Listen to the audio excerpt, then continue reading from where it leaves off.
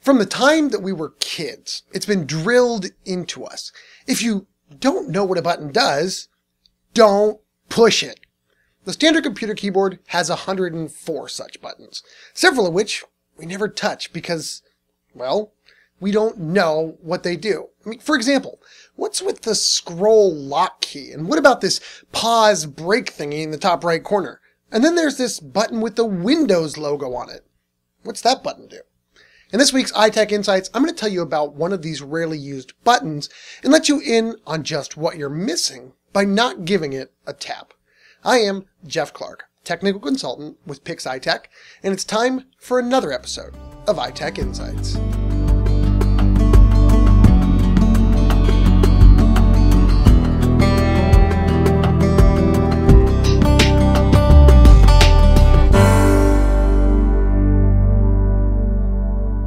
If you're watching this, then the chances are you're probably sitting in front of your computer right now. If you look down at your keyboard on the left-hand side, right dab smack in the middle of the Control and Alt button, you'll see it. The Windows button, sometimes referred to as the Start key. The chances are you've either never noticed this before or have been too scared of what pushing it might do to give it a try. When you push the Windows key by itself, you'll notice it's nothing more than the equivalent of clicking on the Start menu. But where the greatness of this little button comes in is when you use it combined with other keys. Let's say, for example, you're working on putting together payroll for the office, but something comes up that needs your attention in another part of the office.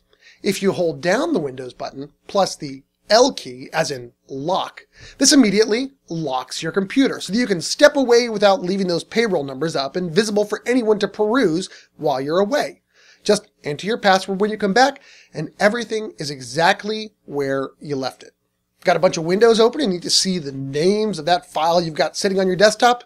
Press the Windows button and D, as in desktop, and everything disappears, revealing just your desktop. Press Windows and D again, and everything's back to where it was before. Or, if you want to minimize everything but the window that you're working in, try pressing the Windows and the Home key. There are dozens of tricks that this little button has up its proverbial sleeves, but if you're running Windows 7, here's my favorite. Let's say that you're trying to look at two different applications at the same time, maybe in a side-by-side comparison. Press the Windows button and either the left or right arrow keys, and it takes the window you're currently in and fits it perfectly to that side of the screen. Press the Windows button and the up arrow to make a window go full screen, or Windows button and the down arrow to minimize the application you're working in.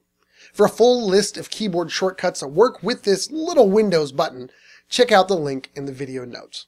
If there are other topics you'd like for us to cover, or any other great tools that you think we should share with our viewers, you can send us an email at insights@pixitech.com or visit our website at pixitech.com/insights, from which you can fan us on Facebook, follow us on Twitter, link with us on LinkedIn, and see all the other great technical tips that we provide. We hope that you'll find these tips on Windows button as useful as we have, and we'd love to hear how you're using them in your day-to-day operations. As always, thanks so much for watching, and until next time, this is Jeff Clark with Pix ITech, and that's another episode of ITech Insights in the can.